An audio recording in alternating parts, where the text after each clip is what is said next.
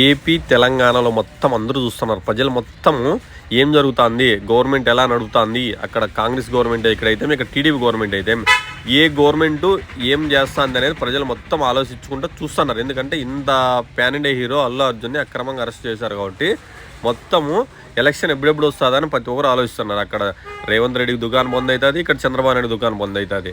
ఎందుకు దుకాణం అవుతుందంటే అల్లు అర్జున్ మీటింగ్ అప్పుడు ఒక మనిషి చచ్చిపోయారు. కానీ ఇదే చంద్రబాబు నాయుడు పుష్పరాలప్పుడు ముందు సీఎం అప్పుడు దగ్గర 11 మంది ఎలా అంటే చాలా అతి ఘోరంగా చచ్చిపోయారు. కానీ మరి చంద్రబాబు నాయుడు ఎందుకు అరెస్ట్ చేయలే? ఇదే రేవంత్ రెడ్డి ఒక మీటింగ్ అప్పుడు ఒక మనిషి చచ్చిపోయాడు, మళ్ళీ రేవంత్ రెడ్డిని ఎందుకు అరెస్ట్ చేయలే? అనవసరంగా ప్యాన్ ఇండియా హీరోని 14 రోజులు రిమైండ్ ఇచ్చారు. కానీ ప్రజలు మొత్తం చూస్తున్నారు, తెలంగాణ ప్రజలు, ఆంధ్రప్రదేశ్ ప్రజలు. కానీ ఇది కాపు సామాజిక వర్గం మొత్తము జీర్ణించుకోలేకపోతుంది. వాళ్ళ అత్యధిక 40% ఓటు బ్యాంక్ ఉంది. మొన్న మొత్తం చంద్రబాబు నాయుడికే ఓటేశారు. 45% ఓటు బ్యాంక్ ఉంది, కాపు ఓటు బ్యాంక్ మొత్తం.